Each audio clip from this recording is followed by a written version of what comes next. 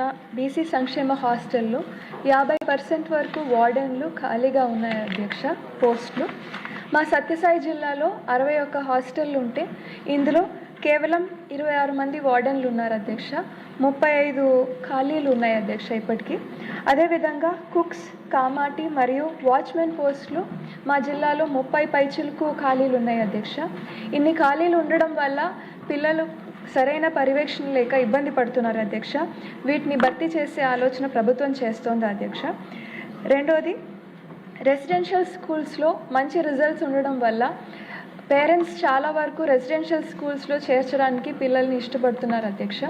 So తక్కువ పిల్లలు ఉండే బీసీ హాస్టల్స్ని మర్జ్ చేసి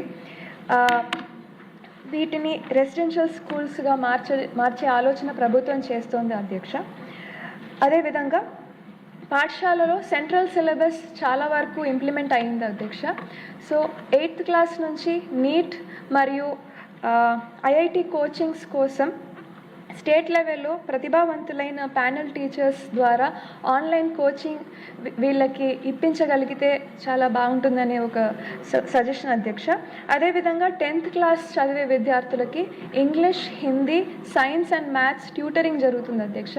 కానీ ఈ ట్యూటర్స్కి కేవలం 1500 మాత్రమే ట్యూటరింగ్ ఫీజుగా ఇవ్వడం జరుగుతుంది అధ్యక్ష. ఈ శాలరీని పెంచే ఆలోచన ప్రభుత్వం చేస్తోంది అధ్యక్ష. అదేవిధంగా పుట్టపర్తి నియోజకవర్గంలో బుక్కపట్నం మండలంలో ఒక ఎంజేపీ రెసిడెన్షియల్ స్కూల్ ఉంది అధ్యక్ష. దీనికి ఓన్ బిల్డింగ్ లేదు అధ్యక్ష.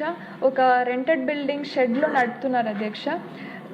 ఈ స్కూల్ కోసం already 9 acres of land and ముందే మన బడి మన భవిష్యత్తు కింద 75 లక్షలు శాంక్షన్ అవ్వడం జరిగింది అధ్యక్ష. రివైజ్డ్ ఎస్టిమేట్స్ ప్రకారం 3 crores అవుతుంది అధ్యక్ష. ఇది శాంక్షన్ చేయాల్సిన ఆలోచన ప్రభుత్వం చేస్తుందా? అదేవిధంగా బీసీ హాస్టల్స్లో శానిటరీ నాప్కిన్స్ డిస్పోజల్ కోసం ఇన్సినరేటర్స్ పెట్టే ఆలోచన ప్రభుత్వం చేస్తుంది అధ్యక్ష. ధన్యవాదాలు. మాధవ్ గారు.